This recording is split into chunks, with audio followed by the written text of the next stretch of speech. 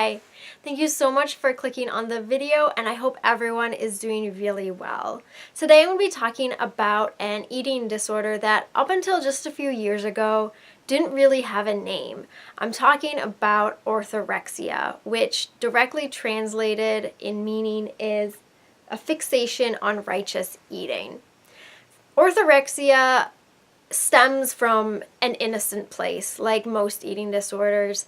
It comes from a desire to eat healthier, be healthier, and just live a healthier life. However, it gradually becomes an obsession, which, like all eating disorders, that is the process of how it works. So orthorexia is not yet categorized as a clinical diagnosis, but it is very much a thing. Orthorexia is basically an unhealthy obsession with healthy eating. It focuses on the quality of food, and then slowly it becomes restrictive, and the person starts to limit their foods and starts to eliminate foods. With this type of restriction, slowly but surely calories become restricted as well, and this person who has such a desire to be healthy starts to be unhealthy and starts to lack nutrition and proper vitamins and minerals and all that good stuff. Something that a lot of people don't acknowledge often when it comes to eating disorders, especially something like orthorexia, is when you have an eating disorder, you really lose your social life, especially with this type of obsession over healthy eating. It's going to be really hard to go out with your friends when your friends want to go somewhere where you don't know the menu. You don't know what's going to be available to you. So out of fear, you stay home and you lose friendships. You lose those kind of connections. You lose your social life, basically. And that's never a good thing, especially when you give that up for a diet. Another thing about this diet, when it becomes so restrictive, when your calories start to diminish, you become weak. You lose your ability to do physical activity. And something that goes along with orthorexia is while wanting to eat healthy, you want to be healthy. And what these people are taught, what we are taught, is a balance between diet and exercise. So they're still exercising on top of becoming so weak and not having the proper energy because you're not eating enough. So what motivates a person to go to this kind of extreme? Like all eating disorders, there's a lot of motivations behind it. And like I said, eating disorders almost always start out as something innocent, a desire to be healthy, and it's just taken to such an unhealthy extreme. So there's the desire to be healthy. There's the feeling out of control in other aspects of your life, and exercise and what you eat is something that you feel you can control. A lot of people don't think of this, but it's a way to escape fear, to get away from fear. Same idea with control.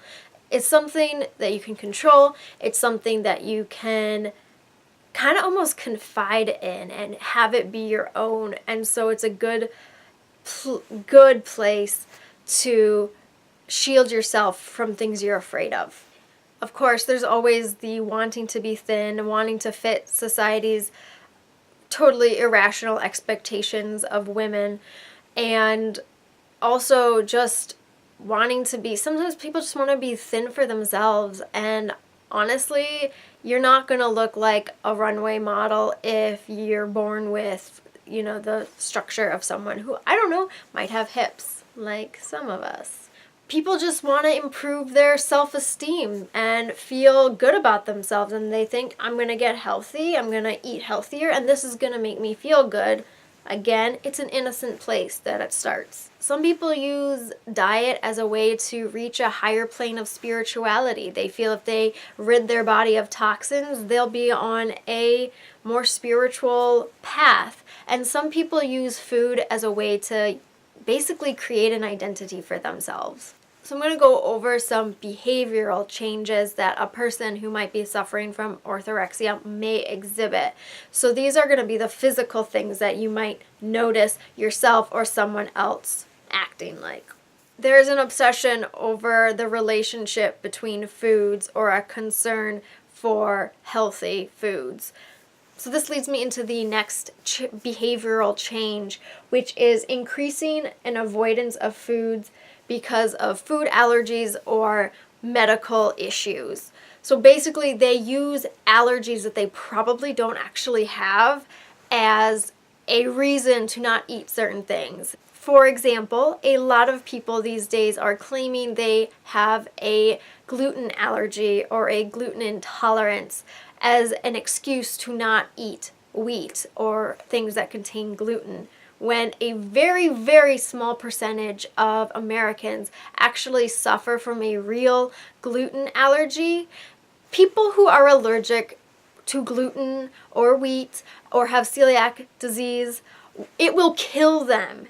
And that's a very small, I think it's like 0.7% of Americans actually suffer from an allergy to gluten. So maybe gluten makes you feel uncomfortable when you eat it, but that does not mean you have an allergy. So it's people like that who use allergies or other diseases that they probably don't suffer from, that they've never been tested for, as a reason to avoid certain foods. People who suffer from orthorexia will probably start to over-supplement, like herbal supplements and more natural supplements, and they're basically relying on all their nutrients from those little pills. Another thing that people with orthorexia or just restrictive behavior, they'll come up with a number of foods that are acceptable and they will stick to those foods, and sometimes it's 10, and then gradually it becomes 8, and then gradually it becomes 7, and then it just goes down and down until they're down to like one thing, and it's probably like water, and even that eventually will be off the okay list. And the last behavioral change that you may notice is an obsession over how food is prepared, the sterilization of utensils and the cleanliness of the area, which is where having a social life, going out to eat with friends or family, becomes very difficult because the person no longer has control of how the food is prepared.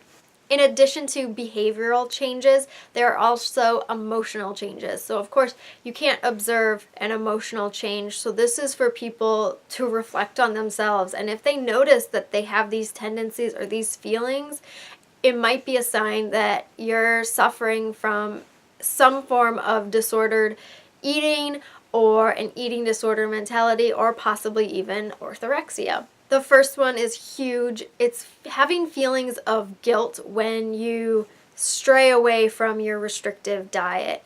I always say food should not make you feel guilty, and you shouldn't be afraid of food. You should enjoy food. If you find yourself thinking about food a lot, if not constantly, this is a pretty sure sign that something is a little off.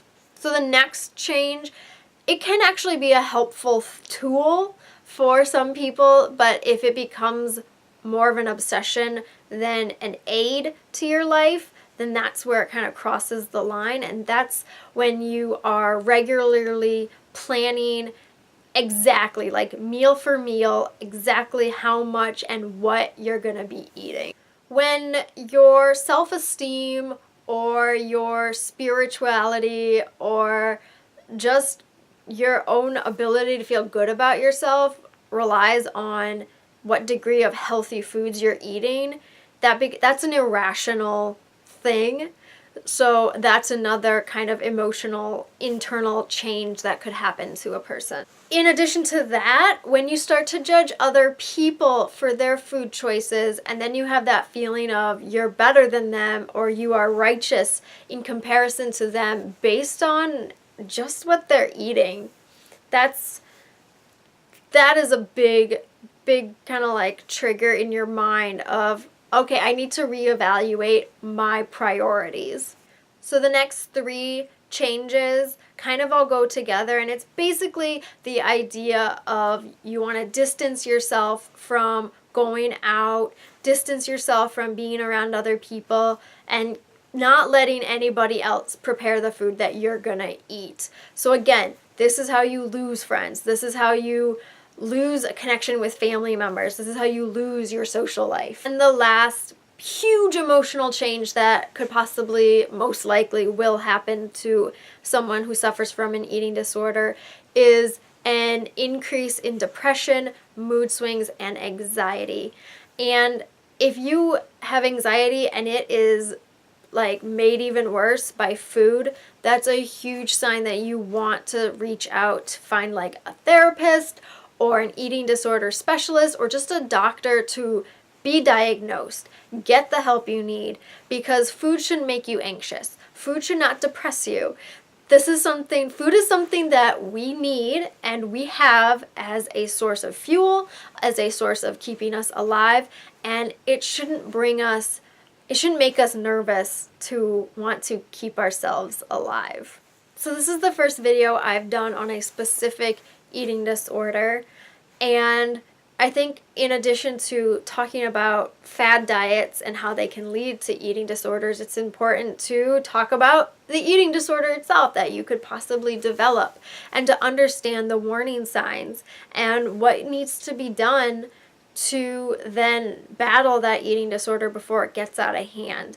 And it's really important to seek help, whether it's to a medical professional, a psychiatrist, psychologist, therapist, eating disorder specialist, nutritionist, dietitian, whatever it is. It's important to reach out to an expert who can actually work you through the emotional reasons as to why you have developed an eating disorder, and also reach out to people who are close to you, who can have your back basically and support you and help you through it, because it's very difficult to do this on your own. It's very hard to want to keep fighting when you feel like you're alone. So when you know that you have other people holding you up, supporting you, it makes it a whole lot easier. So when the eating disorder wants you to distance yourself from your family and friends, you have to say no to it, and you have to fight back, and you have to bring those people into it and bring those people closer to you.